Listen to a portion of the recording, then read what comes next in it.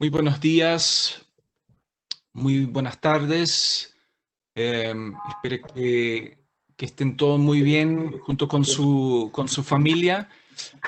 Es el último webinar de este año 2020 y realmente tengo el gran agrado de tener como que va a ser la presentación hoy a Fernanda Weigel, que nos va a hablar de ciencia abierta y sistemas de evaluación de la ciencia.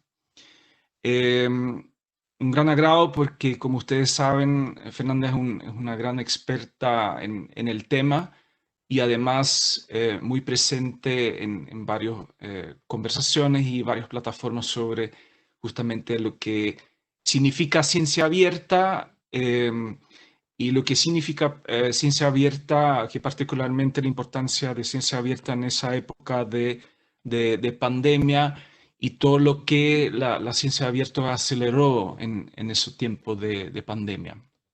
Fernanda es doctora en Ciencias Políticas y Sociales en Argentina, investigadora principal del CONICET y profesora titular en la Universidad Nacional de Cuyo, Mendoza, Argentina. Es directora del Centro de Estudios de la Circulación del Conocimiento y preside el Comité Asesor de la UNESCO para Ciencia Abierta. Muy bienvenida, Fernanda. Un honor que estés con nosotros.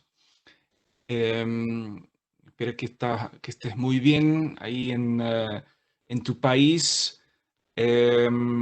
Realmente ya son 5 años, justo te estaba comentando antes, son 5 años que estamos organizando esos webinars mensuales sobre datos abiertos y ciencia abierta.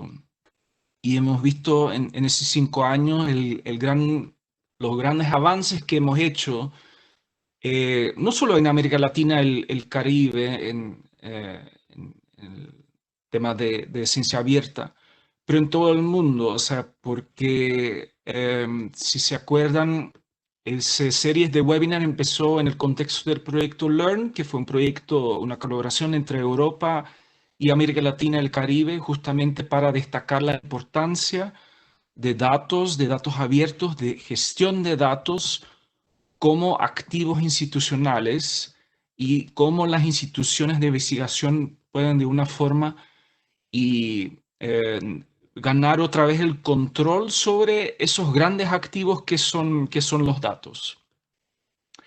Ahora, los datos son cada vez más importantes, pero obviamente el tema del acceso abierto a las publicaciones sigue siendo un tema muy importante. Pero yo diría, en esa época de pandemia, yo creo que, por ejemplo, también el tema de la evaluación y cómo distinguir la información de calidad, porque no todo lo que se publica en la ciencia es información de calidad, cómo se puede distinguir eh, entre la información de calidad y la información de menor calidad, que es vital siempre. En ese sentido, la ciencia abierta es la forma de lograr eso. Realmente estamos muy contentos de tenerte con nosotros hoy y escuchar tu presentación sobre justamente esa dimensión de la ciencia abierta que son los sistemas de evaluación de la ciencia y cómo podemos hacer un avance en ese sentido, porque sabemos que ahí está uno de los elementos más cruciales justamente para lograr esa implementación de ciencia abierta. Fernanda, muy bienvenida. Muchas gracias por aceptar nuestra invitación y con eso te paso la palabra. Gracias. A ver ahí si me están escuchando. Sí, te escuchamos. Gracias, Walter. Recién yo escuchaba un poco entrecortado, así que ustedes confírmenme si me están escuchando normalmente. Perfecto. Sí, por una parte te agradezco muchísimo, Walter, la invitación, porque la CEPAL para mí significa realmente no solamente un ámbito en el que estuve durante mucho tiempo haciendo trabajo de campo, sino también un objeto de estudio durante muchísimos años. Así que he pasado largos días en la Biblioteca Hernán Santa Cruz y haciendo trabajo de campo en Santiago. Así que me siento muy amiga de Santiago, de los y las colegas y de la CEPAL. Así que muy agradecida por una parte en ese sentido y por el otro, bueno, contenta también de poder compartir con la audiencia que han tenido ustedes con todos estos webinars esta problemática que nos interesa tanto. Así que si ustedes están de acuerdo, yo me parece que lo primero que debería hacer es compartir, ¿no es cierto? Porque no está mi pantalla. Si me pueden confirmar ahora si está. Yo creería que se está viendo, Ahí, ¿no es cierto? sí, ahí está. Muchas gracias, Walter. Entonces, les decía que el tiempo que me han dado para poder hacer esta exposición lo he organizado sobre la base de dos trazos o dos discusiones que atraviesan en este momento la preocupación principal por la ciencia abierta y también de evaluación académica. Son como si fuesen dos discusiones que en algún momento podrían haberse pensado por separado, la de la ciencia abierta y su camino, y por el otro lado los sistemas de evaluación de la ciencia y la reflexión que en los últimos años a nivel internacional existe, ¿no? Pero como trataba de reflejar un poco en este camino de un tren que están viendo por delante, en verdad se han unido en función de los cruces, tanto de las preocupaciones por el acceso abierto, que como decía Walter son bastante más antiguas, digamos, hasta también por el impacto que ha tenido la cerrazón, vamos a decir, la clausura que tenían los sistemas más de tipo mainstream de difusión de la ciencia y el impacto que eso tenía, sigue teniendo en los sistemas de evaluación académica y por lo tanto eso hoy en este momento creo que podemos pensar que va en una misma hoja de ruta, pero en un sentido bastante complejo, ¿no? Que espero poder abrir ahora con ustedes. Lo que he pensado entonces es comenzar por el planteo general que tengo a partir de las investigaciones empíricas y de la reflexión de los últimos 10, 15 años, cómo funciona esta suerte de sistema académico mundial, comenzar un poco con ese planteo general acerca de los distintos circuitos de publicación que funcionan, vamos a decir, como principales fuentes de consagración académica, el peso que tienen en las estructuras evaluativas, para después abordar qué tipo de tensión y qué tipo de cambios propone el proceso del movimiento de la ciencia abierta y, en definitiva, qué podemos hacer para pensar en una ciencia, con una evaluación de la ciencia de calidad y en función de la relevancia social de la ciencia, y también una ciencia abierta, o sea, qué viabilidad tenemos de producir una doble transformación. La transformación que necesita la evaluación de la ciencia y que es una llave ya reconocida mundialmente por todos los especialistas, para que ese sistema de incentivos realmente colabore en modificar las formas de difusión y de colaboración dentro de la ciencia. Entonces, para comenzar, me gustaría en este esquema que ustedes están viendo, sintetizar de qué manera, incluso críticamente, ahora estamos en una perspectiva, esto que están viendo ustedes es una perspectiva crítica que no solamente se ha dado en el sur, sino también en el norte. Ustedes pueden ver que ese sistema académico mundial que se construye sobre la base de del circuito llamado por todo el mundo mainstream o el corriente principal y que nace hacia los años 50 con la creación del Institute for Scientific Information, pero va evolucionando con la creación de los distintos sistemas de citación, el Science Citation Index y todos los que vinieron después, desde 1974 y 1990 por lo menos, o incluso más avanzado, casi con la creación de Scopus en el 2009, podríamos decir, funcionó ese circuito como prácticamente un monopolio de la consagración académica. Ese monopolio tenía mucho que ver con una serie de indicadores bibliométricos, pero en particular con uno que ustedes pueden ver ahí arriba, que es el factor de impacto. Ese factor de impacto es un tipo de indicador que comenzó a ser tomado desde hace ya varias décadas, por lo menos un par de décadas, en América Latina inclusive y en otras regiones del sur también, como un indicador de la evaluación de la calidad de las publicaciones de los individuos. Y se sumó también que ese indicador pasó a ser un indicador de calidad de las instituciones, o sea, todos los procesos de acreditación de instituciones comenzaron a tomar este indicador como central.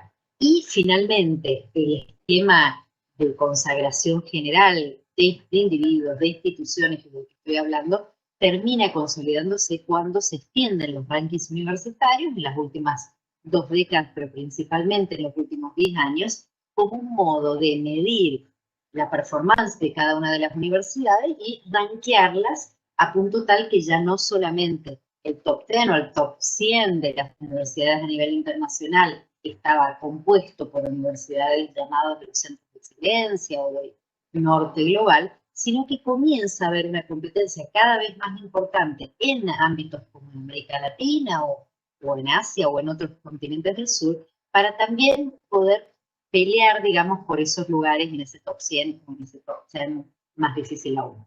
Entonces, los rankings universitarios más los sistemas de evaluación de la ciencia terminaron consolidando esa cúspide que ustedes ven arriba y que en general se identificaba con la ciencia internacional. O sea, la idea de que esa ciencia que estaba en la cúspide, medida por esos indicadores bibliométricos, no era solamente la ciencia de corriente principal, sino una ciencia global, internacional, la verdadera ciencia que podíamos llamar la ciencia considerada como parte de la conversación global de la ciencia.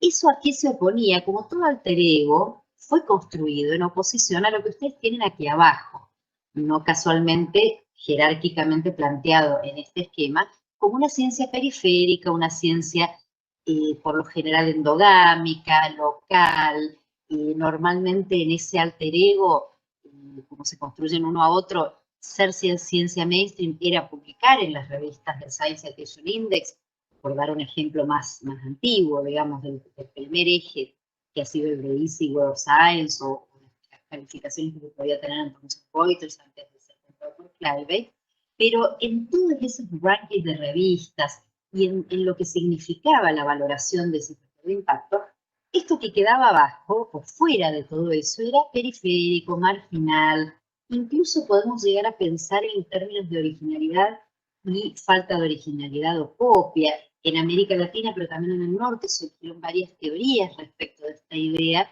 de que, incluso críticamente, podemos decir que desde el sur, surgen teorías, por ejemplo, la de la propia dependencia académica en los escritos de Said Farid Alatas, cuando el planteo es que América Latina o Asia o África tienden a una mentalidad imitativa, a una mentalidad dependiente, por la cual también hay una división internacional del trabajo y por lo tanto esa ciencia periférica es periférica y en relación con el gran aporte latinoamericano del estructuralismo, del enfoque del centro-periferia, se convierte en una idea crítica respecto a este sistema, pero aceptando en el fondo que las periferias son marginales y son, como si fuesen un reflejo reiterativo de lo que pasa en el norte a nivel de modelos, de teorías, de conceptos.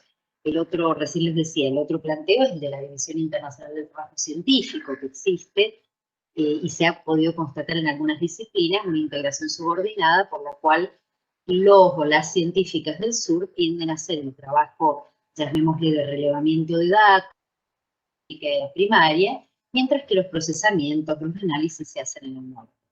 En ese gran esquema, este gráfico lo que trata de mostrar es esa jerarquía, la ciencia internacional arriba, la ciencia periférica por debajo, pero si lo empezamos a abrir, la complejidad es aún mayor, porque esa oposición periferia, ciencia mainstream, como ustedes ven, aunque en el discurso y en los sistemas de evaluación y en los rankings esto está muy reforzado, la realidad es que los campos científicos en la periferia no están totalmente colonizados por este sistema. Entonces, cuando uno aplica una mirada desde la periferia y estudios empíricos desde la periferia, pues resulta que no es tan simple.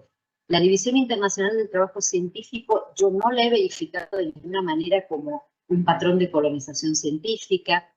No hay estudios que demuestren esto, sino en un nivel más retórico y más general, y resulta que encontramos otros circuitos. Entonces, además de este circuito mainstream y estos circuitos locales que ven en el centro, que eran aquellos que se publicaban en revistas no indexadas y que se supone que son los que expresan esa ciencia periférica marginal. Si me siguen a la derecha, ustedes pueden ver que hay otro circuito muy fuerte, sobre todo en América Latina, que es el circuito regional latinoamericano. Pero además, en esto que ustedes pueden ver en el centro, que yo estoy redondeando, no sé si se ve en mi campo científico nacional, en ese campo científico nacional las cosas son bastante complicadas. ¿Por qué? Porque estos circuitos atraviesan los campos nacionales, que siguen existiendo y siguen teniendo un recorte nacional, porque los sistemas de evaluación, de recompensa por el cual los cargos y las posiciones de los y las científicas se otorgan, siguen teniendo un anclaje nacional. En ese anclaje nacional tienen en ese borde o frontera las culturas evaluativas de cada país, y adentro una cosa bien compleja. Hay un circuito mainstream que por supuesto afecta las culturas evaluativas y los tipos de prestigio que se construyen en los lugares donde los científicos están más integrados internacionalmente, pero también hay otras formas de prestigio que funcionan. El prestigio nacional, reconocido institucionalmente, y los prestigios regionales como estos latinoamericanos. Y en el caso argentino, yo he puesto acá el ejemplo de CONICET, y categorización e incentivos es el segundo sistema que hay. Argentina es un caso bastante singular, ¿no? Donde hay dos culturas evaluativas muy fuertes, muy opuestas y muy diferenciadas. Entonces eso ha hecho que los circuitos locales y estas formas de prestigio nacional institucionalmente reconocido sigan siendo muy poderosas, ¿no? Cosa que no está pasando en otros países de América Latina, que podríamos decir que está mucho más penetrada la cultura mainstream evaluativa y con exigencias de también las revistas nacionales tener esos criterios válidos, ¿no? Ahora bien, si nosotros avanzamos ya en una perspectiva desde la periferia y abrimos estos circuitos que siguieron funcionando durante estos 40 o 50 años que se consolide ese circuito mainstream, les pido disculpas, pero esta última versión del circuito regional y de esta periodización la he puesto en inglés y estoy dando cuenta en este momento, así que les pido mil disculpas, pero lo que quiero mostrar aquí con las tres flechas que ustedes pueden ver, la primera dice espacio intelectual latinoamericano, la segunda el circuito latinoamericano regional de reconocimiento o latinoamericano de reconocimiento, y la tercera verde más chiquita, desde 1975, el sistema o el circuito latinoamericano de publicación más propiamente. Lo que quiero demostrar muy simplemente, y para no irme del tiempo total que me han dado, es que en esta primera etapa, desde 1798 hasta hoy, por eso esta flecha atraviesa hasta el día de hoy, realmente hay un espacio intelectual de más de 200 años de existencia que se refleja en una identidad regional, se refleja en procesos incluso intelectuales que atraviesan toda la región, desde la reforma universitaria, desde el modernismo hispanoamericano en adelante, y pasando por formas o movimientos intelectuales como son la filosofía latinoamericana, la literatura latinoamericana, etcétera, que se van consolidando en torno de instituciones regionales. En 1948 menciono aquí, por supuesto, nuestra querida CEPAL, pero también otros institutos como el CELAVE, INPES, DESAL, etcétera, todos los centros regionales a los que me dediqué durante mucho tiempo a investigar en esa biblioteca donde están ustedes ahora como anfitriones, ¿no? Por el otro lado, también hay redes regionales a nivel de investigación como CLACSO, el Consejo Latinoamericano de Ciencias Sociales, creado en el 67, redes también latinoamericanas de grandes editoriales que tienen un nivel latinoamericano, los encuentros de bibliotecarios, que los bibliotecarios y bibliotecarias han cumplido un papel fundamental en todo este proceso. Fueron quienes entendieron que América Latina necesitaba como región un intercambio bibliográfico, y desde los años 60 que se empiezan a crear todas estas instituciones, realmente son quienes van creando una hoja de ruta de la conversación regional de la ciencia. Por eso también menciono, por ejemplo, a Vireme, a tan importante biblioteca del ámbito de las ciencias médicas del año 67, que es un antecedente además de Cielo y que estuvo muy vinculado, por supuesto, también a CEPAL, a CELADE, etc. Ahora, ¿qué pasa en esta tercer flechita a nivel desde 1975, por mencionar sistemas de indexación como clase y periódica, que después esto va evolucionando especialmente en los años 90, hacia los años 90 se empiezan a crear los primeros repositorios regionales. Como ustedes pueden ver, este circuito regional, que en el esquema anterior aparecía como un circuito más que en algunos países tiene una valoración dentro de los sistemas de evaluación, en otros mucho menos, en Argentina sigue teniendo un peso importante incluso en el CONICET, donde la cultura es muy internacionalizada, pero hay en las ciencias sociales y humanas reglamentos y todo que permiten valorizar este circuito. Como ustedes pueden ver, este circuito preexiste, perdón, al circuito mainstream y subsiste y existe con independencia desde los años 60 para acá, al mismo tiempo que se va produciendo la consolidación del llamado circuito mainstream. Entonces, esa mirada tan dual entre un circuito mainstream y un circuito periférico, ya hay que ponerlo en duda desde el momento que este circuito regional ha tenido incluso capacidad de consagración regional muy importante en los años 60 y 70 sobre todo.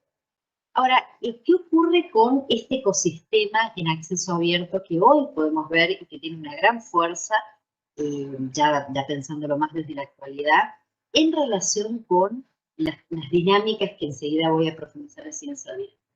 Este ecosistema, para dar algunos datos más actuales, se concibe principalmente en América Latina como un bien público, es decir, que estos repositorios, estas revistas, están mayormente o dominantemente sostenidas por agencias públicas, por universidades o por agencias de investigación estatales. Hay 10.000 revistas científicas, por lo menos en la región, y solamente un 2,3% está indexado en Clarivate y un 8% en Cielo.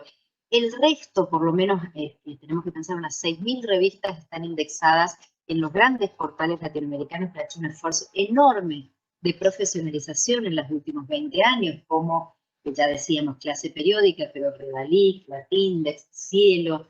La diferencia por ahí es que el Latindex tiene nodos en 21 países y Cielo en 12 países, mientras Redalic está más anclado en la UAM en México, pero los tres tienen un nivel de profesionalización y de capacitación, digamos, y capacidad de circulación realmente fundamental. Entonces, yo en algún comentario del chat veía el 8% en Scopus. Sí, efectivamente decía que del total de indexadas, un 8% solamente está en Scopus y un 2,3% indexado en Clarivate. Ahora bien, hay mucha indexación múltiple, ni siquiera ese porcentaje podríamos decir que está indexado solamente en ese circuito mainstream. En general, también tienden a indexar también en Cielo o en algún otro repositorio regional. ¿Por qué? Porque todas estas revistas son revistas mayormente universitarias, podemos contar con los dedos de una o dos manos cuáles son estas revistas que pertenecen a oligopolios editoriales o que cobren APCs excesivos para la publicación, realmente son ínfimas de cantidad. Y por último, hay un grupo que puede oscilar entre 3.000 y 3.500 revistas, que todavía subsiste de revistas no indexadas, que no necesariamente implica que sean endogámicas o completamente artesanales, pero que a veces funcionan como otras audiencias. Por ejemplo, audiencias que tienen más que ver con agendas locales, con universidades, que tienen un diálogo importante con su comunidad y que si subsisten durante muchos años tiene que ver, incluso, perdón, también los estudios nuestros demuestran que tiene mucho que ver en algunas de las disciplinas duras con asociaciones profesionales también y asociaciones científicas que llevan muchos años, a veces más de 40 o 50 años, y la decisión ha sido no indexarse. Entonces, tenemos un sistema de acceso abierto, dominantemente de acceso abierto, con además países, en este momento por lo menos 9 países tienen leyes o repositorios nacionales anclados en un fuerte compromiso con el acceso abierto. Por ejemplo, 3 países ya poseen una ley nacional de acceso abierto, algunas con ampliación también a repositorios y a plataformas de datos abiertos, también otras con importante énfasis en leyes de software libre y formatos abiertos a nivel del Estado, como el caso de Uruguay. Pero una constatación que les he puesto aquí en negrita, que es lo que acá otra vez volvemos al mismo problema, es la llave de la transformación en la que estamos discutiendo mayormente, la mayoría de los y las científicas que están en carrera académica en espacios altamente competitivos en sus países, publican en revistas fuera de América Latina porque las recompensas de sus instituciones van en dirección todavía a el tipo de indicador como el que mencionaba al principio, que es el del factor de impacto. Es decir, que el problema que tiene la evaluación científica en nuestra región no es solamente lo que siempre decimos, que ya nadie lee los papers, que solo se cuantifica. No, es más complejo, porque el factor de impacto implica un tipo de cuantificación y sobre todo de generación de rankings en donde las revistas son las que son medidas, no la contribución del autor.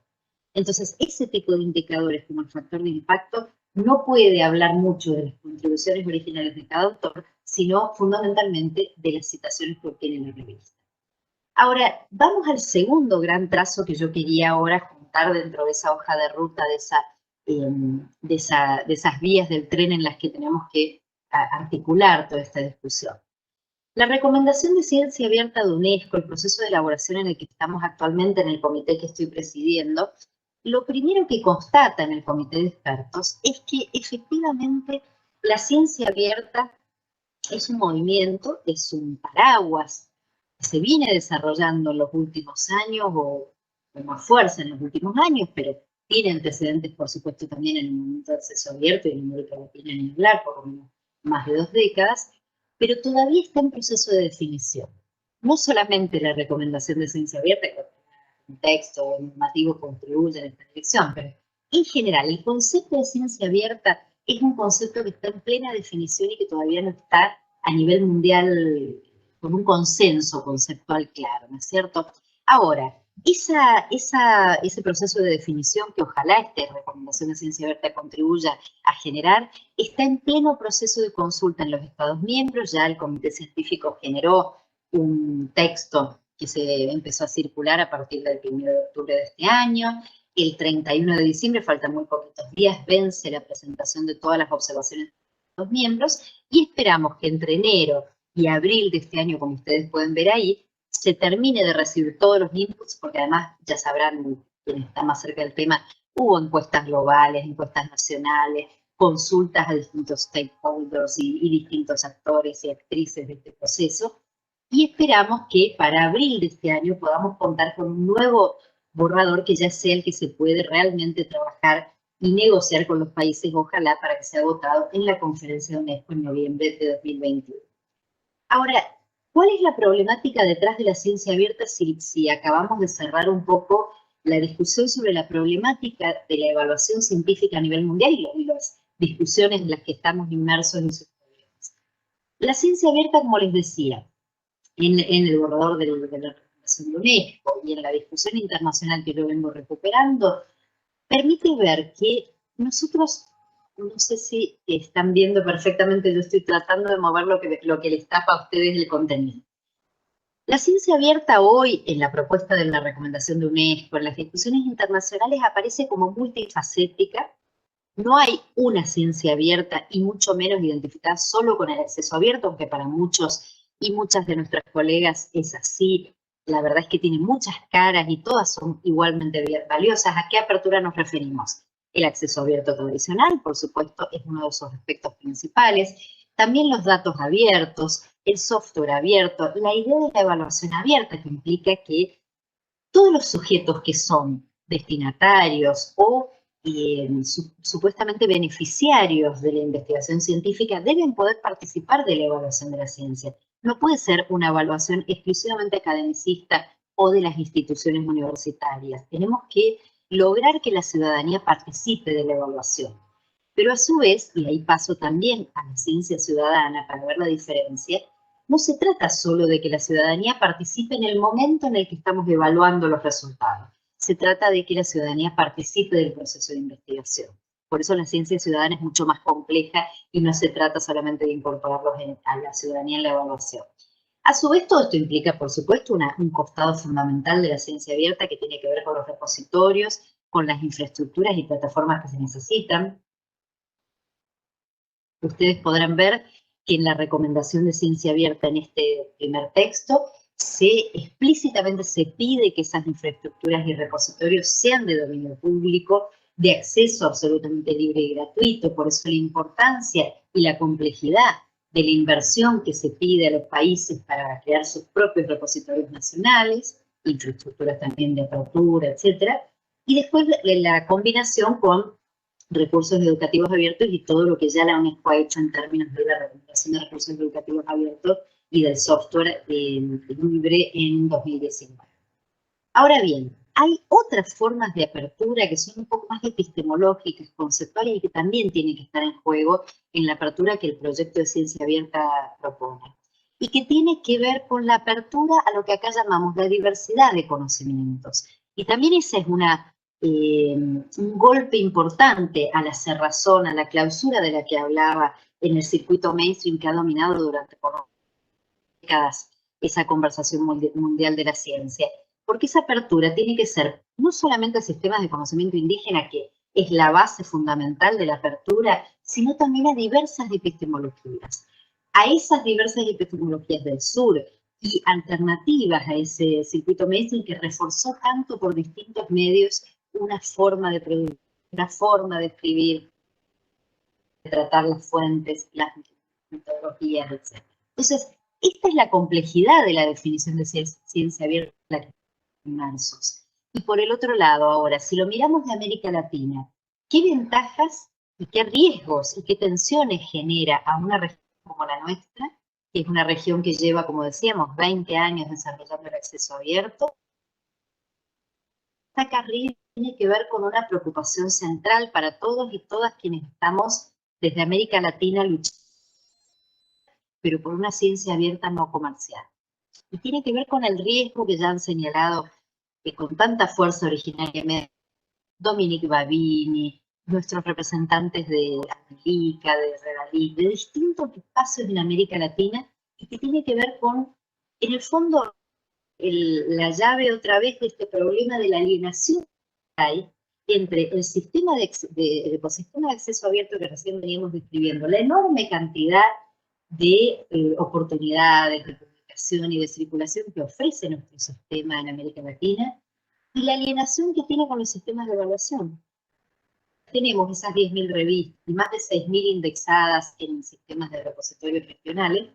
Seguimos con sistemas de evaluación de investigadores, de instituciones y de revistas que piden nuevamente factor de impacto, perfiles de indexación del journal dentro de Scopus. Otra vez se sigue insistiendo con un sistema que, mercantilizado completamente, sin garantías de calidad, está dominando completamente la voluntad y el incentivo y la recompensa que tienen los y las investigadoras para publicar. Así que ese es el rasgo de nuestra situación actual en América Latina que me parece muy importante. Y ¿por qué digo riesgosa? Porque si ahora vamos a la derecha, en América Latina, ¿qué efecto tendríamos nosotros si las primeras medidas de la ciencia abierta del norte y en Europa avanzan en la transición al acceso abierto con la modalidad del Plan S? El Plan S, un poquito más la situación en Europa, ha propuesto una migración al acceso abierto de todas las revistas que estaban en sistemas cerrados a través de oligopolios que normalmente, tradicionalmente eran de onerosa, y después cada biblioteca con esa suscripción tenía acceso a las revistas. Ahora está incorporando el Article Processing Charges, que es un pago que los y las autoras deben hacer para publicar cada artículo. Por supuesto, ese artículo va a ser de acceso libre inmediatamente, pero previamente está este nuevo factor, que es el enorme factor de impacto que vamos a tener en América.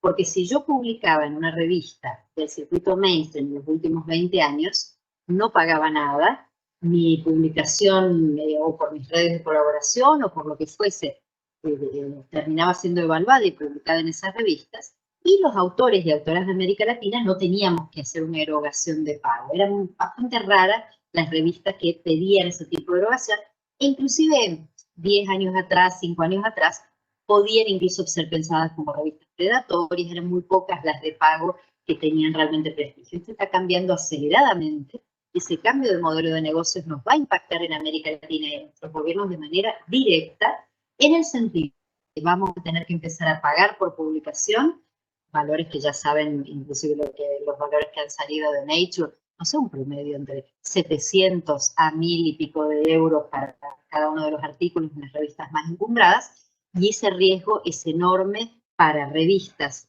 mayormente publicadas por las universidades, que otra vez van a tener menos empuje para la publicación si los sistemas de evaluación no cambian.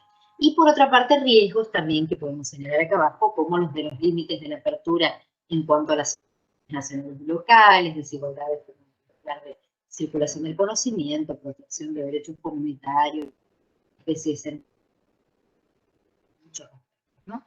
Ahora, para avanzar un poquito más rápido en cuál puede ser el camino de acceso abierto, desde el acceso abierto, que es lo que tradicionalmente ha desarrollado la región, hacia la ciencia abierta en América Latina, superando estos obstáculos, ¿no? ¿Cómo imaginamos o cómo pensamos que fuera posible esto si nosotros tenemos estas condiciones regionales y estas capacidades en función de un camino de la ciencia abierta no comercial? ¿Cuáles son esas capacidades que tenemos? Por una parte, un gran consenso en torno de la ciencia abierta, como ustedes, del acceso abierto, por supuesto, y con la ciencia abierta en el último periodo. Menciono solamente algunas declaraciones, como las de Claxo sobre el acceso abierto 2015, las de México de acceso abierto no comercial 2017, la muy importante y reciente de Panamá sobre ciencia abierta en 2018. A su vez tenemos, a nivel de infraestructura, importantísimos repositorios como la Federación de Repositorios, la referencia creada en 2012, que como ustedes pueden ver, bueno, si tomáramos este número hoy sería aún más los textos que ya tienen disponibles. Por otra parte, los registros en World Map para América Latina, que ya llevamos 686 repositorios, y miramos hoy seguramente hay más, y 104 políticas institucionales, repositorios regionales, como decíamos recién, que pueden impulsar la ciencia abierta a través de las publicaciones, pero también que pueden impulsar mucho más que eso, como repositorios del estilo en las ciencias sociales y humanas, como de Claxo. Después tenemos bibliotecas digitales y espacios como el EBICT en Brasil, el grupo RBA, plataformas de datos abiertos en progreso, que ya hay bastantes en la región, en Chile, en Brasil con Lattes Data, el catálogo de datos abiertos en Uruguay, el portal de datos abiertos que ahora ha abierto una enorme cantidad de repositorios interconectados en Argentina. Estoy hablando de los últimos días, porque antes era todavía muy lentamente desarrollada, y con esta nueva gestión del Ministerio de Ciencia y Tecnología realmente podemos ver una primera articulación de repositorios que ya se evidencia en los datos. Y finalmente el tema de ciencia ciudadana, en Chile, en Colombia, la tradición de la investigación y acción participativa que desde Colombia, y bueno, con nuestro querido Falsborda, se ha desarrollado en toda la región y especialmente en lo que llamamos la extensión universitaria, que tiene un desarrollo por lo menos centenario desde antes de la reforma universitaria, y que creo que es un camino, una hoja de ruta muy poco explorada, casi diría subalternizada entre las funciones de las universidades latinoamericanas, y que articulada con la transferencia que ha sido más desarrollada en el último periodo, con la docencia y con la investigación, realmente podría generar universidades potentes en cuanto a la producción y la circulación de su conocimiento. ¿Cuáles son entonces los desafíos que tenemos en América Latina si queremos hacer una transición desde este acceso abierto más desarrollado a la ciencia abierta? Por una parte, decíamos los riesgos de la ciencia abierta comercial, la transferencia de los costos de los autores o a las universidades, porque aunque no fueran los autores, piensen que los nuevos contratos ahora de las bibliotecas de Read and Publish, tremendamente onerosos. ¿Qué universidad o qué gobierno nuestro va a poder pagar esas millonarias cifras si ya con dificultades están pagando las suscripciones que no solo poder leer? ¿Y cómo hacer compatible además la ciencia abierta con los objetivos del desarrollo sostenible de las Naciones Unidas, que implica reducir las desigualdades entre los países y no aumentarlas, que es lo que estamos viendo peligrosamente y con mucha preocupación? Uno de los aspectos principales tiene que ver con cómo vamos a introducir la ciencia abierta como indicador relevante para la evaluación, porque aquí están todas las problemáticas que venimos discutiendo.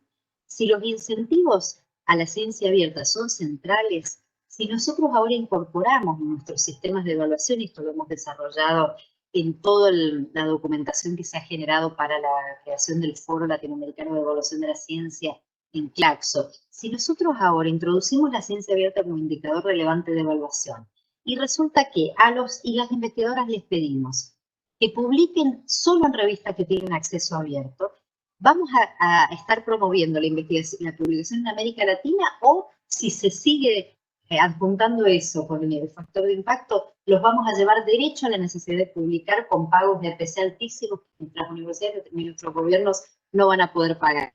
Estaría autollevándonos a un callejón sin salida. ¿Cómo garantizamos además la biodiversidad, el multilingüismo y la diversidad disciplinar? Es decir, si la ciencia abierta va a implicar un acceso abierto comercial, otra vez el énfasis en el paper y cada vez menos la publicación en libros o la publicación en libro de acceso abierto, pero otra vez comercial en estos oligopolios.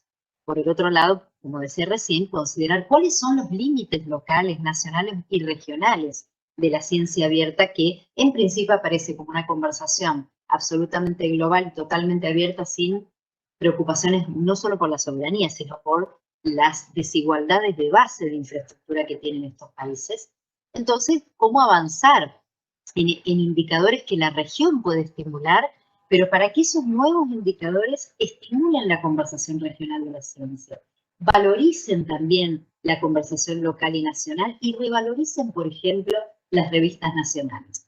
Por una parte, tomo la propuesta de Ismael Rafols en el foro el primer foro, el foro de lanzamiento del Foro Latinoamericano de Evaluación en México en 2019 con Claxo, que es la idea de que los nuevos indicadores deben ser contextualizados, deben ser pluralistas y deben mirar principalmente a la participación de los evaluados, digamos, de los investigadores e investigadoras, pero también de la ciudadanía. Por una parte, creo que es inevitable pensar en primer lugar en la necesidad de abolir el uso del factor de impacto de las revistas en las evaluaciones, valorizar en las evaluaciones la puesta a disposición de datos abiertos de investigaciones que sean financiadas con fondos públicos, que deben poner a disposición esos datos abiertos, y de qué manera van a ser puestos esos datos abiertos, si para plataformas, como se habla del capitalismo de plataformas, o para promover un espacio público realmente de discusión y de acceso gratuito. ¿Cómo premiar la coproducción de conocimientos con la comunidad y con la ciudadanía? ¿Y de qué manera evaluarla, no? Cómo fomentar también evaluaciones más cualitativas, pero a la vez crear indicadores, porque las evaluaciones cualitativas, y eso no voy a poder abundar ahora por el tiempo, no quiero pasarme de los 40 minutos, pero verdaderamente crean una situación, las evaluaciones cualitativas, de descanso absoluto en los pares que están evaluando, que pueden ser un grupo de 7, de 10 o de 5 personas con su propia mirada y su propio consenso intersubjetivo, ¿no? Entonces, otro de los aspectos, revisar las políticas de incrementos salariales basadas en el factor de impacto de las publicaciones. El tema del multilingüismo, cómo hacer para valorizar en la evaluación la publicación en lenguas locales e indígenas, cómo estimular la publicación académica en acceso abierto comercial, no comercial como decía recién, o sea, cómo esclarecer abiertamente en América Latina que estamos buscando la publicación en revistas que no tengan APC, mediante programas de sostenimiento también de las revistas universitarias. Y por lo tanto necesitamos una alianza regional que pueda realmente negociar con los grandes oligopolios los términos de estos nuevos contratos de bibliotecas del famoso Read and Publish que están empezando a negociarse en este momento. Finalmente, por supuesto, también cómo promover la edición de libros digitales y con políticas de apoyo a las editoriales universitarias.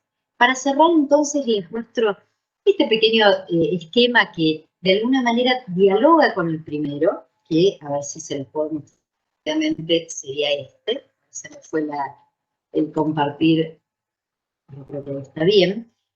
¿Se acuerdan que ese primer gráfico era un gráfico bastante jerarquizado, donde la mirada parece ser muy crítica, pero resulta que acepta el alter ego y la idea de que la ciencia mainstream, es original, es central, y la idea de que la ciencia marginal es periférica, por lo tanto menos original y por lo tanto repetitiva, etcétera, etcétera, etcétera, y desconoce la existencia de circuitos alternativos que no son nuevos, como digo, que preexisten y subsisten durante todo este proceso de mainstreamización, digamos, de nuestra ciencia, de nuestro mundo académico global. Y en este les propongo como si fuese esas ruedas de la fortuna. ¿Recuerdan esos programas que muchos y muchas habrán visto alguna vez, donde había que girar, y al girar se producían distintas combinaciones de distintos premios? Bueno, creo que, y por eso en el centro están las políticas evaluativas, sin lugar a dudas, lo que gira la rueda son las políticas evaluativas nacionales, por eso tiene hoy un papel central todavía las agencias nacionales y las universidades en este terreno, porque si giran y modifican los indicadores de evaluación, pueden generar combinaciones múltiples en esta rueda de la fortuna. Pueden considerar, por ejemplo, que hay universidades que tienen una agenda de enorme relevancia local y que por lo tanto a esos investigadores e investigadoras no se les puede exigir publicar en este tipo de revistas llamadas tradicionalmente medicina, y que hay que revalorizar la publicación nacional donde se discute con esos agentes, que inclusive hay que pensar en otras formas de evaluación de la circulación del conocimiento que no solo sea la publicación, que existen otras modalidades de difusión y de discusión y de diálogo y de coproducción de conocimiento. Otras combinaciones pueden ser posibles para aquellas universidades que están tradicionalmente ligadas a la conversación global y que esas formas de conversación global no necesariamente tienen que ser medidas exclusivamente con ese tipo de prestigio reconocido a través de las revistas mainstream. Para cerrar entonces en tiempo, porque ya llevo los 40 minutos que me han pedido y me gustaría mucho más darle tiempo al diálogo con todos y todas ustedes, creo que en esa rueda de la fortuna, lo que ven a la derecha, que es el circuito regional latinoamericano, todos los circuitos transnacionales en acceso abierto no comercial, tienen mucho para dar y mucho para decir, mientras que el proceso de la ciencia abierta podamos nosotros también manejarlo en las distintas escalas en las que va a ocurrir, defendiendo el diálogo con las comunidades locales, defendiendo las soberanías nacionales cuando sea necesario. En el texto ustedes van a leer que el subcapítulo 10 lo sintetiza en algo así como: la apertura debe ser todo lo posible, abierta todo lo posible, y también cerrada todo lo estrictamente necesario. América Latina no debe cerrarse, pero debe considerar que en base a ser un circuito regional y por lo tanto internacional, de tantas décadas de funcionamiento y de internacionalización regional, es una vía para también lograr la ciencia abierta a nivel regional, es una vía de diálogo fundamental para todos y todas nosotras, que puede defender el multilingüismo, que puede defender también las distintas formas de apertura a otros conocimientos, y que debe ser tan valioso como esos circuitos transnacionales en acceso abierto, ojalá no comercial, que tenemos que luchar. Y vuelvo a insistir, desde este botoncito que está en el centro de nuestra rueda de la fortuna y es el que puede hacer girar y generar la regional y nacional que necesitamos. Así que espero que con estas propuestas realmente estimulemos un debate en los distintos países y seamos responsables de este futuro tan próximo en el que estamos inmersos. Muchísimas gracias a todos por escuchar, y a Wouter y a la CEPAL por la invitación. Muchísimas gracias, Fernanda, y muchas gracias por respetar el tiempo. Salió súper, salió perfecto, realmente. Muy buena presentación, que se nota también en el chat. La discusión es muy dinámica y se está moviendo. Hay muchas preguntas. Vamos a tratar, junto con mi colega Claudia Vilches, vamos a tratar de revisar todas las preguntas, todos los comentarios contigo, Fernanda. Y bueno, como siempre, se va a armar una buena discusión, estoy Wouter, seguro. sí, te voy a agradecer porque les pido disculpas, pero durante la exposición no alcanzaba a leer absolutamente nada, así que si había preguntas no las podía contestar, así que te agradezco mucho, Wouter, todo lo que puedas sintetizar y que pueda ahora dialogar. Sí, exactamente. No te preocupes, nosotros con Claudia estamos viendo las preguntas, entonces ahí veremos cómo van, pero no hay problema. Claudia, empiezas tú. Ok. Gracias, Fernanda. Muy interesante presentación, y parto con la primera pregunta de Jacqueline Álvarez, que consulta por las cifras que mencionaste al inicio, si se conoce el porcentaje de revistas indexadas en WOS. Y paso a la segunda. Acceso abierto no necesariamente implica no indexado. ¿Las revistas universitarias, por ejemplo, pueden ser abiertas y estar indexadas, o hay una relación en esta decisión?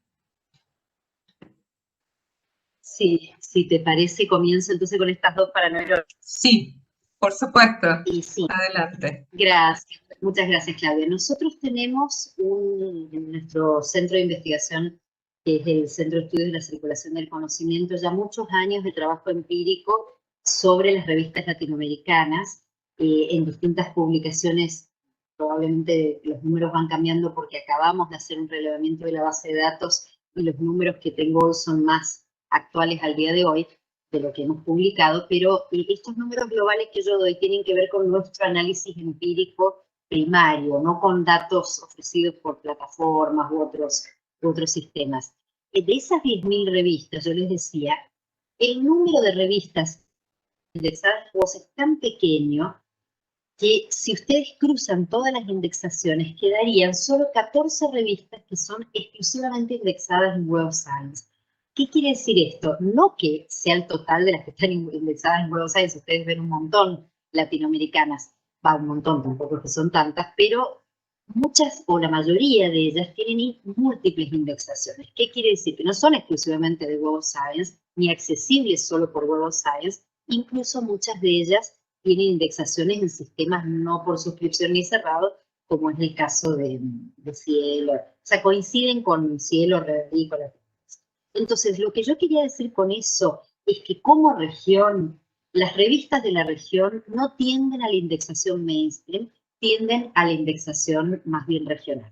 El problema que tenemos es que los y las científicas tendemos mayoritariamente en las instituciones por los sistemas de evaluación, por el contrario, a publicar en el mainstream.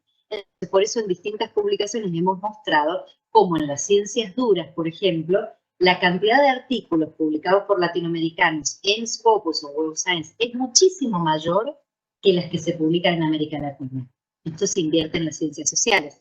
Pero digamos, la producción de conocimiento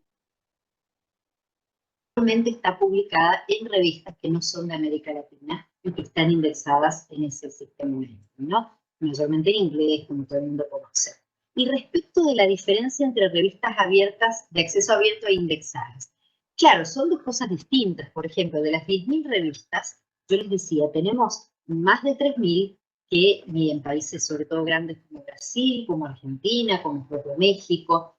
Muchas de esas revistas que pertenecen a asociaciones profesionales o científicas o a universidades o a grupos de investigación que no están indexadas y quizás están en proceso de indexación porque tardan su tiempo o no tienen interés en la indexación, aún así podrían ser cerradas. Antiguamente muchas se editaban en papel, lo cual es casi lo mismo que ser cerradas. Ya va, el proceso de refuncionalización va avanzando muchísimo, son muy pocas las que quedan solo en papel, pero yo diría que eso las convertí un poco en restringidas y cerradas también en su lectura, pero efectivamente una revista puede ser no indexada y completamente abierta y de lectura inmediata, por supuesto, desde el sitio web de esa revista, ¿no? Son dos cosas distintas. Lo que pasa es que la indexación es muy importante como un elemento clave de evaluación, puedan de a poquito ir sumando indexaciones que no sean solamente las mainstream, ¿no? Para tener indicadores bibliométricos que superen a los indicadores típicos de Scopus o de Web of Science. Muchas gracias, Fernanda. Adelante, Wouter. Sí, muchas gracias, Fernanda. Otra pregunta, ¿cómo se puede acceder a los contenidos de esas 10.000 revistas latinoamericanas para realizar estudios comparativos con las revistas de corriente principal? Bien, nosotros actualmente estamos, como decía, cerrando el relevamiento en nuestro centro de 1000 revistas. Lo que les puedo decir, porque todavía no terminamos esa base de datos, que por supuesto esperamos que muy pronto también pueda ser accesible a través de la página web de nuestro CSIC, pero lo que sí tendría que mandarles sería muy interesante en el chat, a ver si logro abrirlo rápidamente, la página web del CSIC. ¿Tendría que escribir, Walter, a todos los panelistas o a all attendees? All attendees. A ver ahí. Voy a ir buscando entonces para mandarles a ustedes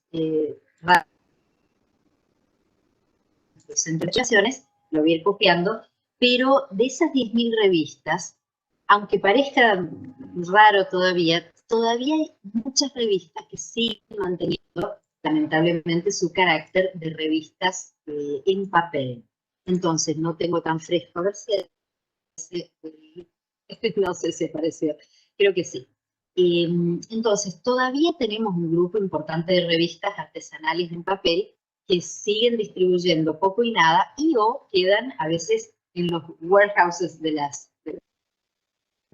publicación de las universidades. Entonces, tenemos un grupo en el cual realmente sería inaccesible.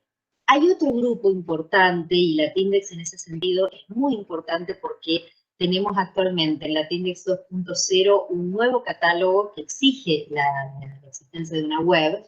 Creo que el número de revistas ya catalogadas en este nuevo catálogo superan las 2100 al día de hoy, pero ¿qué pasa? El sitio web no garantiza el acceso a todos los contenidos. Entonces, y por el proceso, por lo que hemos discutido con la gente de Latindex, Alonso Bombo, Ana María Cheto, con quienes estamos trabajando en un proyecto colectivo para generar, hoy no he podido hablar de eso, el proyecto OLIVA, pero para generar indicadores de circulación regional para la evaluación. En principio, calculamos que hay por lo menos 4.000 revistas de Latindex, que son diferentes de las de Cielo y de las de Redalic. Ya hay unas 2.100 que ya están catalogadas y prontamente los nodos irán siguiendo la catalogación. Pero como les digo, el problema es que seguimos con un porcentaje importante de revistas que llegan al sitio web, muestran los títulos de los artículos, pero aún no tienen el acceso al texto completo.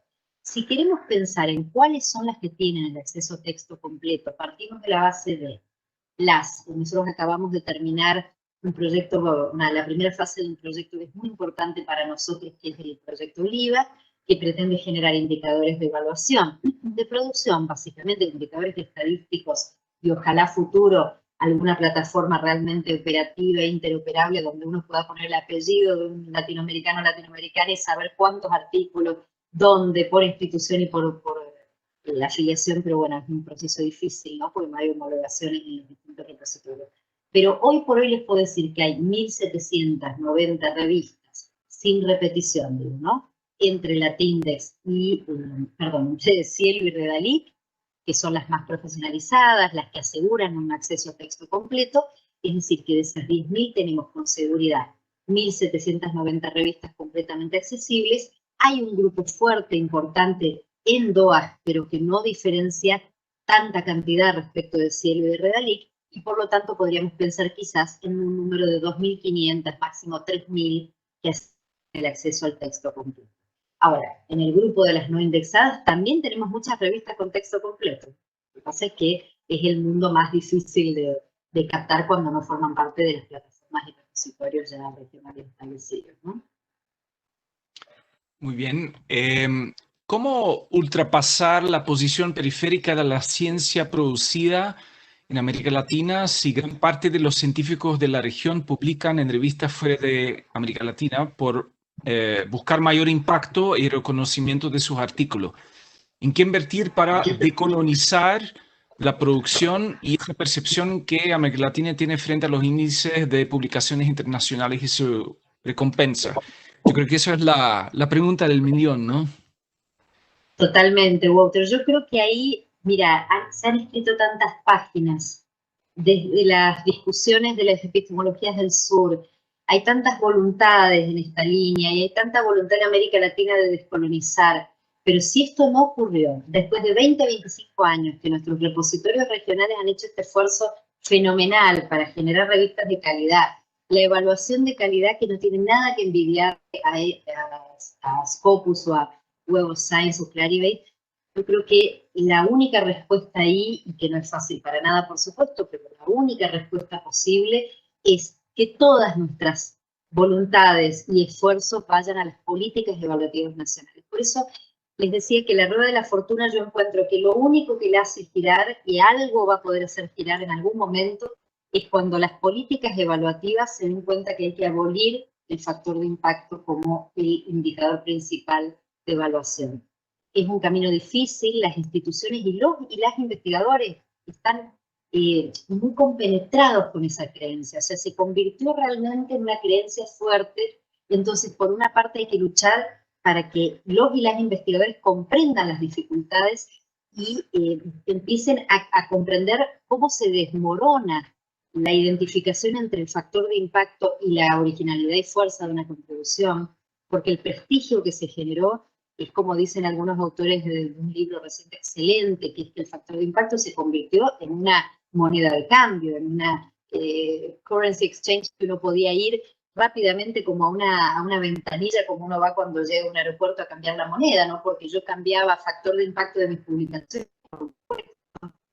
sigo cambiando por un puesto, por un ascenso. Entonces, mientras ese botón de la rueda de la fortuna no lo toquemos y tiene mucho que ver con incidir en la política de los ONCITs, los llamados ONCITs, que son las agencias científicas de nuestros países, poco es lo que vamos a poder hacer. Por eso creo que ahí el Foro Latinoamericano de Evaluación Científica de Claxo viene a ser un instrumento de fundamental importancia que viene trabajando a dos aguas, con los repositorios, con todos los agentes regionales que tienen mucho para dar, con los investigadores para dar la discusión, pero sobre todo con los ONCITs a quienes hay que reunir poco a poco, generando una alianza regional que comprendan la necesidad y los riesgos a los que estamos sometidos, porque si ese factor de impacto sigue dominando las evaluaciones, no va a haber país que pueda pagar los convenios de Read and Publish. No considero que haya ninguno en condiciones de pagar esas cifras millonarias.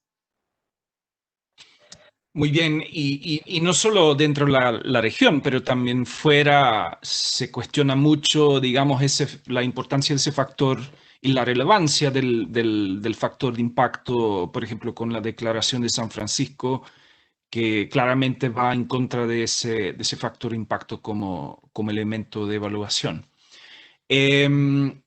Siguiente, Claudia. Mira, de William Méndez hay un comentario y una pregunta que yo creo que está un poco respondida en la pregunta anterior o en tu respuesta anterior, pero por si quieres agregar algo más, él reflexiona sobre los sistemas de investigación y universidades latinoamericanas que se imponen sistemas de evaluación científica en los que se da menos peso e importancia a los propios productos y revistas científicas regionales. Entonces su pregunta es, ¿por qué no promover la cuantificación del factor de impacto en las revistas de América Latina y el Caribe alojadas en bases de datos latinoamericanas? Bien, te agradezco porque justo estaba mirando esa pregunta de William mucho y se relaciona con la última pregunta que veo, si es que sos el mismo William Méndez, que es promover más las publicaciones en inglés. Y hay dos estrategias posibles acá que tenemos en América Latina, si coincidimos en un diagnóstico en el cual hay una enorme producción, hay circuitos de producción y de publicación importantes, hay infraestructuras, hay tradición, hay espacio intelectual de larga duración, hay semiperiferias fuertes como los países de la región que tienen una gran producción. Ahora, el camino de, en vez de abolir el factor de impacto y generar un factor de impacto, digamos, en estos repositorios, en el fondo sería un camino de fortalecer ese esquema iniciático y las jerarquías que tenía. O sea, significaría suponer que la creencia en ese factor de impacto es una creencia válida que se identifica con la calidad de las contribuciones de los autores, y por lo tanto tratar de crear un factor de impacto nativo, mestizo, como quieras llamarlo. Ahora, creo que con eso solo consolidaríamos ese alter ego, porque seguramente nuestro factor de impacto seguiría siendo el factor de impacto marginal, que solo algunos lugares lo valorizarían, etc. En cambio, si nosotros ahora empezamos a cambiar, y yo te propongo, William, que cambiemos la noción de impacto. Esa es la discusión hoy. ¿Qué significa el impacto? El impacto es un número que tiene que ver con la cantidad de citaciones de una revista. El impacto es el impacto social. Hoy estamos discutiendo mucho más la relevancia social de la ciencia. El impacto que es que me lean y que efectivamente de esa lectura surjan aplicaciones de mi investigación a través de citaciones en múltiples espacios, porque el factor de impacto siempre tiene la limitación de que es el factor de impacto que mide determinado impacto de citaciones, de unas revistas en unos sistemas cerrados. Si ahora lo hacemos con Cielo, lo hacemos con Redalytics, no va a cambiar nada, porque otra vez va a ser el impacto de las revistas Cielo en la revista Cielo, o de las revistas Redalytics en las revistas Redalytics. Si nosotros ahora vemos una noción de impacto más ligada a la relevancia social por una parte, la ciencia ciudadana, y además ligado a que sean leídos y leídas los investigadores, tenemos que empezar a pensar circuitos de difusión mucho más amplios que los circuitos que te puede generar el impacto en un repositorio o en una base de datos de indexación de revistas. Y finalmente, con respecto a la preguntita última esta que veía del inglés.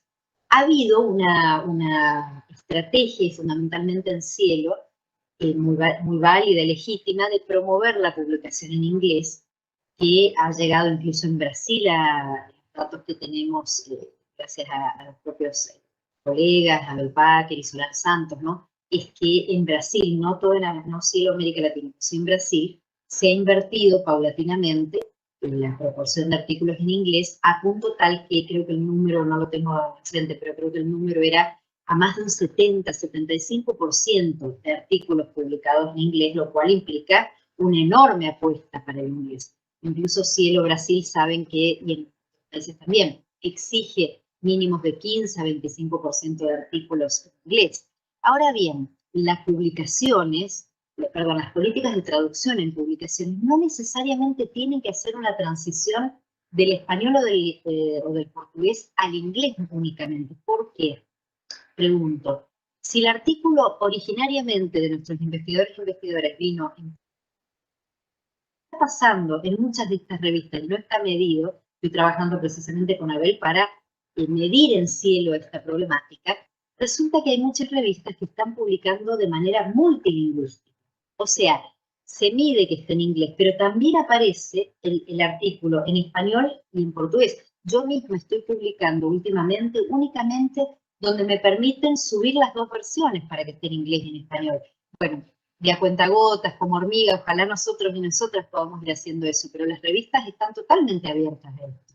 Entonces, esas políticas regionales también tienen que pensar en hojas de ruta multilingüísticas, a mi juicio, y no únicamente de traspaso a otros idiomas, ¿no?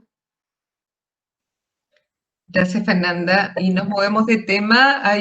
Consultan, Cecilia Ibarra consulta por tu apreciación de la reciente política chilena de la NID, equivalente al CONICET de Argentina, sobre acceso abierto y que propone poner los resultados de investigaciones financiadas por la NID y publicadas en revistas indexadas sin acceso abierto a disposición.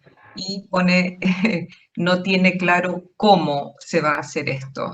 No sé si tú la conoces, esta política. Sí, aprovecho justamente estos ejemplos, son los que previamente no desarrollé, pero son los ejemplos de aquello que me parece muy riesgoso del movimiento de acceso y de ciencia abierta. Es decir, si nosotros ahora incorporamos y festejemos que se incorporen indicadores de ciencia abierta y de acceso abierto, pero sin el cuidado de que ese acceso abierto sea en revistas no comerciales, lo que estamos promoviendo es que nuestros y nuestras investigadoras, acostumbrados y acostumbradas, y encima evaluados también por el ICI o los incentivos salariales, porque recordemos que los incentivos salariales siguen promoviendo ya no me acuerdo cuánto en Chile, pero el $1.000.000 chileno o lo que fuera para publicar un artículo, ¿no? En ICI. Entonces, si esas políticas de incremento salarial por publicación en circuitos mainstream no se revisan, y además de eso, encima estamos poniendo indicadores de acceso abierto sin apellidos, sin decir si va a ser comercial o no comercial,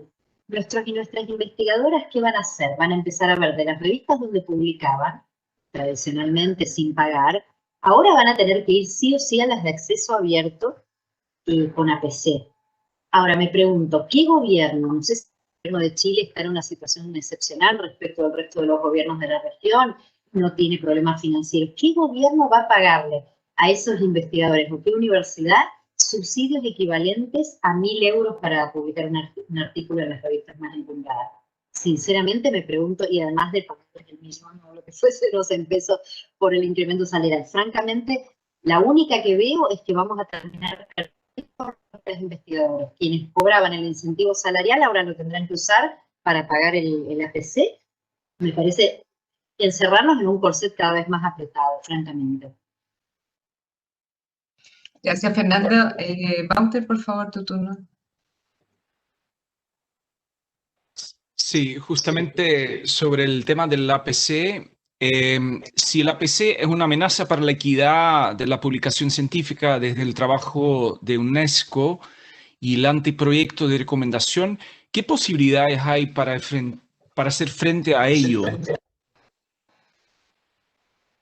No es poca cosa, a pesar de que, bueno, las recomendaciones de UNESCO siempre va a depender de cuánto se apropien comunidades científicas, incluso gobiernos, ¿no es cierto? Sí, eso va a depender mucho de la capacidad que tengan de en sus políticas, ¿no?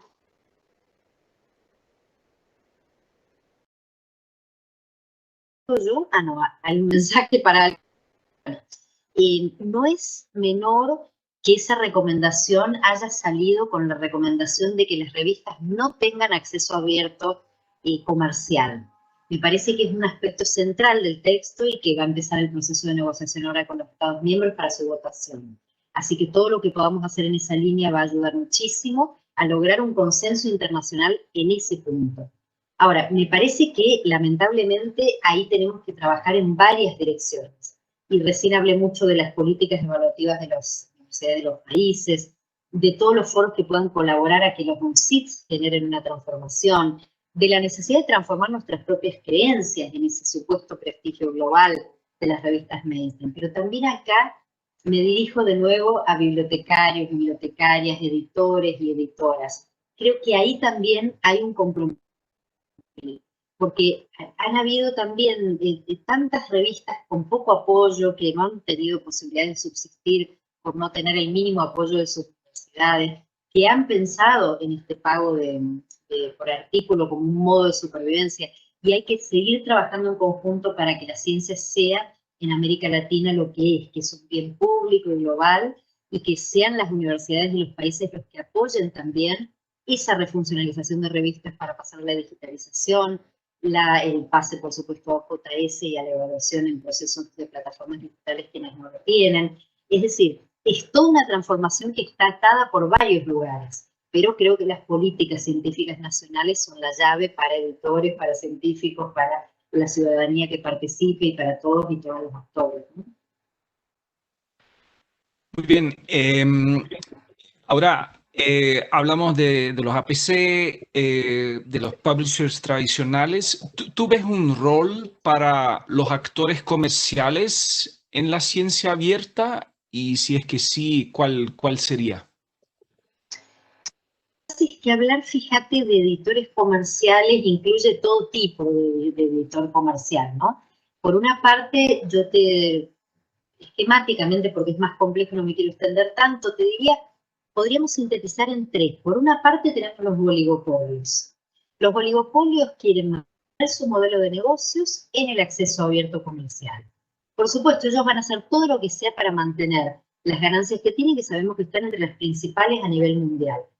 A eso no quiero acompañar y a eso las universidades no tienen por qué seguir acompañando, porque realmente es un sistema en el cual sabemos que investigadores e investigadores han estado donando su trabajo y las universidades han estado donando sus fondos públicos a esos oligopolios. Ahora, hay otro sector, que es el de las editoriales, sobre todo los productores de libros, y un tercer sector, que es el de las editores comerciales, y porque las editoriales universitarias, llamarlas comerciales, suena un poco raro, pero resulta que muchas de ellas necesitan autosostenerse. Entonces también cobran sus libros, no pueden editarlos meramente como las revistas de acceso abierto sin APC, como tenemos. El autor o la autora sigue teniendo alguna resistencia a que su libro sea solo de una publicación en papel, la publicación en papel es onerosa, en fin, las editoriales universitarias están, pero requieren un autosustentamiento. Por el otro lado, están los editores comerciales de asociaciones profesionales o las editoriales pequeñas especializadas, que también hacen un esfuerzo enorme de sobrevivir y también requieren tener algún tipo de ganancia que les permita seguir sosteniéndose como negocio. Entonces, creo que hay que pensarlas en función de estas tres diferentes editores comerciales. Bien, y tomo una siguiente sobre APCs éticos, que es un concepto interesante. Sería bueno que se establecieran APCs éticos para que las revistas acceso abierto puedan mantenerse publicando y no depender de la buena voluntad de las instituciones que las alojan. Es una pregunta. Ahí no sé si termino de entender bien la pregunta, porque en el fondo, si la persona te puede, si lo ha dejado más claro, si lo puedes reformular. Es una pregunta de Ítalo Costa. Entonces le invitamos a Ítalo de quizá explicar un poquito su pregunta y mientras Ítalo hace eso, seguimos adelante con otras preguntas y luego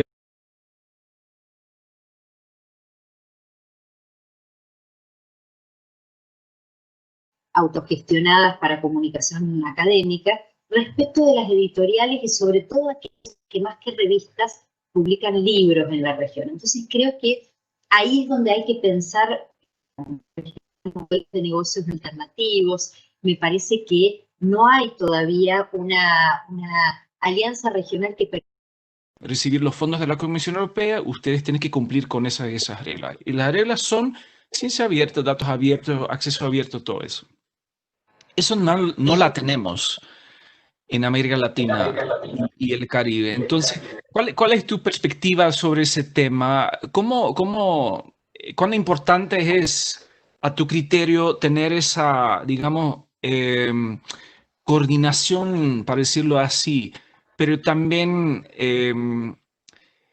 esa entidad que puede de una forma catalizar esos avances al nivel regional? ¿Cómo lo ves?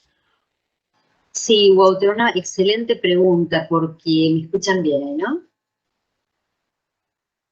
Porque si volviéramos, fíjate, a aquel esquema que hice histórico del espacio intelectual americano, algo que por cuestiones de tiempo no desarrolle, podríamos ver que nosotros estamos como en un espejo invertido con Europa. O sea, Europa tiene a nivel regional una cantidad de instituciones regionales, incluso económicas, políticas, muy consolidadas, y sin embargo no son un espacio regional intelectual. Eso lo han reconocido la mayoría de los especialistas. Les ha costado enormemente a nivel cultural, a nivel por cuestiones lingüísticas, pero sobre todo a nivel intelectual y cultural, sobrepasar aquellos límites nacionales que tanto los han separado.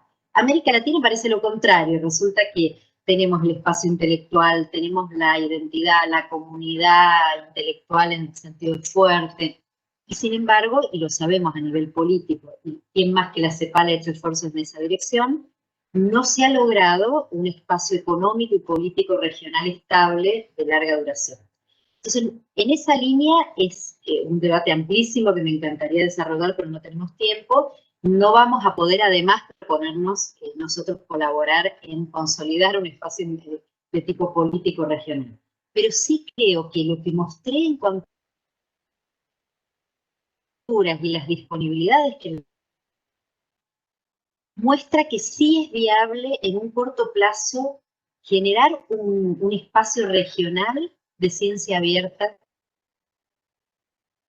Ese espacio regional, que sobre todo los actores principales son los ONCITs ahí para cambiar las políticas evaluativas, y que pueden aliarse a la referencia, clase y periódica, los repositorios como Cielo, Redalic y Latindes, realmente son muchos otros, por supuesto, espacios que he mencionado a nivel regional, y ni hablar repositorios y redes como Claxo y otras redes regionales. Eso sería realmente nuestra cumbre para poder pensar en avanzar en una dirección realmente sólida y con acuerdos regionales para incluso enfrentar los avances de las oligopolios editoriales. Muy bien, muchas gracias.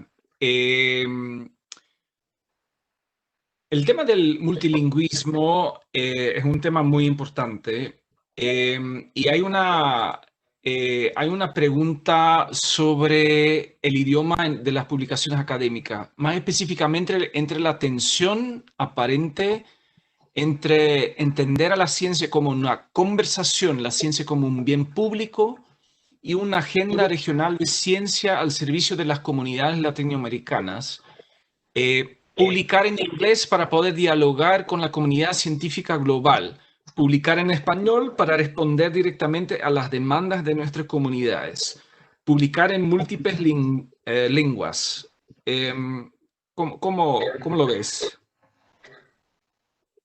Y bueno, ahí hemos tratado por distintos vías ambas cosas. Por una parte está la preocupación por el multilingüismo y también está la preocupación por modificar esta visión tan jerarquizada mainstream que operó sobre las agendas y que las llevó a una agenda de discusión global desmereciendo las necesidades de las comunidades, el diálogo local de nuestras universidades con sus comunidades, digamos, circundantes, incluso a nivel nacional. En ese punto creo que es clave el tema de las políticas evaluativas nuevamente, porque si las políticas evaluativas solo están apuntando al mainstream, están a través de esa supuesta conversación global, que también es una conversación global muy restrictiva y muy limitada a las grandes bases de datos comerciales de las que hablamos, como Easy Go Science o Clarivate o Scopus.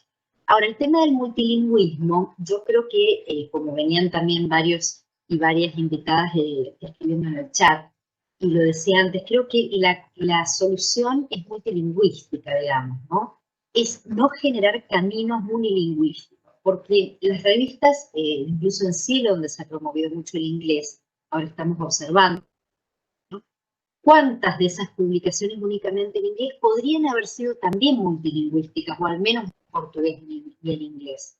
Digamos que a veces pasa incluso por las propias políticas de nuestros repositorios de las revistas la posibilidad de generarlo multilingüístico. Cuando los autores ofrecen un texto que originariamente está en un idioma, ¿por qué traducirlo únicamente y publicarlo únicamente en inglés? Entonces creo que en ese punto lo multilingüístico debe ser norte, pero también necesitamos políticas de traducción. O sea, lejos de desconocer la importancia del inglés y las políticas de traducción, creo que todo va de la mano. Si entre esas políticas científicas que queremos modificar también incorporamos la necesidad de tener políticas de traducción, no nos olvidemos que no solo vamos a estar dialogando con el norte, vamos a poder dialogar también con el sur, porque ¿cómo dialogamos con Asia y con África en este momento, ¿no? Entonces, ese diálogo sur-sur también políticas de traducción. Y me parece que no hay que sacarlo de la mesa de discusión en un afán, llamémosle, anticolonial medio retórico. Acá, si el diálogo queremos que sea sur-sur, las políticas de traducción siguen estando en el top 5 de nuestra agenda, ¿no? Muy bien, muchas gracias, Fernanda. Claudia. Fernanda, continuando con el tema de la nube o de una estrategia posible para el desarrollo de una nube regional, dicen, no estaríamos, hay una persona que consulta si no estaríamos cambiando a los cobradores onerosos que representan las editoriales hacia las compañías de telecomunicaciones. Bueno, por supuesto siempre hay un riesgo, ¿no es cierto? Un riesgo de que nuestros países no defiendan sus propios territorios nacionales, que nuestros países no tengan políticas de cuidado de su propia producción cuando abren sus datos abiertos. Yo creo que acá las políticas nacionales y los estados van a ser claves, van a ser fundamentales, por eso hablo de la necesidad de una alianza regional para transitar este proceso del acceso abierto a la ciencia abierta.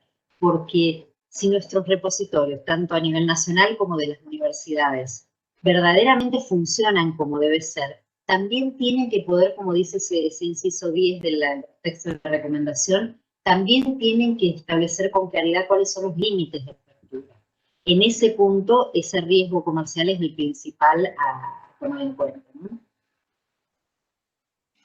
Gracias. Y pasándonos al tema de la sociedad civil, ¿qué rol juega esta en las políticas de evaluación? ¿Cuál sería ese rol, en tu criterio, en tu opinión? Bueno, actualmente, la verdad que actualmente juegan un rol muy marginal y muy excepcionalmente las políticas de evaluación académica de nuestros países incorporan a la población. Hay ejemplos realmente muy profesionales de esto. Este es un proceso que hay que iniciar y como les decía, es distinto de la idea de ciencia ciudadana que va por otro camino que también debemos impulsar fuertemente y que tiene que ver con que la ciudadanía participe del proceso mismo de la investigación. Pero hablando de la participación ciudadana en la evaluación, realmente son pocas las experiencias donde los beneficiarios... Cortita, si hay que recomendar un libro sobre lo que conversamos hoy, ¿cuál sería tu recomendación? Bueno, hay mucho por recomendar y elegir uno es difícil. Por supuesto, si tengo que elegir uno, desde ya elijo el libro que voy a presentar ahora a las 13 y que quedan todos invitados, invitadas en la regional de Montevideo, de nuestra querida amiga Dominique Babini y Laura Robelli, que es un libro de muy reciente aparición en donde se hace un balance regional de la ciencia abierta. Hay una cantidad de información impresionante, no conocida hasta el momento, acerca de todo esto que vengo diciendo y que por suerte he tenido la suerte de poder utilizar esa fuente para esos diagnósticos, por eso lo citaba ahí como fuente principal. Me parece que ese libro es el primer informe regional fuerte y que es el libro de Dominique Babini sobre ciencia abierta en América Latina, editado por, Claxo y también la regional de UNESCO de Montevideo. Súper. Y de hecho vamos a compartir el enlace porque el evento está abierto a todo el mundo, ¿verdad? Sí, porque hasta donde yo sé será reproducido por YouTube, así que la invitación general. Ok, súper. Ahí lo Igual te pido, compartimos, Walter, Miguel. que también, o Domi, si puedes compartir incluso el enlace directo al libro. Ahí sí, Dominique Dominique lo compartió. compartió. Súper. Muy bien, y me parece excelente la recomendación. Ya vi la publicación y efectivamente creo que único en su área, entonces muy recomendable, absolutamente. Y bueno, con eso cerramos ese webinar, el último webinar de este año tan particular. Muchísimas gracias, Fernanda, por la excelente presentación que generó mucha discusión, una discusión que seguramente puede seguir mucho más, pero bueno, lamentablemente tenemos limitaciones de tiempo y tampoco queremos abusar tu tiempo. Muchas gracias por todo tu tiempo, tu disposición, tu excelente presentación. Yo creo que es una conversación que sigue y que seguirá el próximo año también. Realmente quiero agradecer a ti, a Claudia Vilches, que ha trabajado todo el año en estas series de webinars, todo el equipo de la Biblioteca Hernán Santa Cruz, de la CEPAL, Naciones Unidas, que siempre está ahí para apoyar con esos webinars. Quiero agradecer también a la audiencia que ha seguido nuestras series de webinars todo el año, que ya algunos ya están siguiendo durante 5 años esos webinars. Quiero agradecerlo a ellos. Espero que estén todos muy bien con su familia y les deseo muy felices fiestas. El próximo año seguimos con nuestras series de webinar. Vamos a empezar nuestro 6º año. Enero, febrero tomamos una pequeña pausa para reflexionar, para mejorar lo que estamos haciendo ya durante 5 años. Seguimos y empezamos otra vez en marzo con una nueva serie sobre ciencia abierta. Muchísimas gracias a todo el mundo. Muchísimas gracias, Fernanda. Muchísimas gracias al equipo, a la audiencia, al equipo de la Biblioteca en Santa Cruz. Muy felices fiestas y cuídense mucho. Gracias, Fernanda. Un gusto. Chao, gracias. Chao.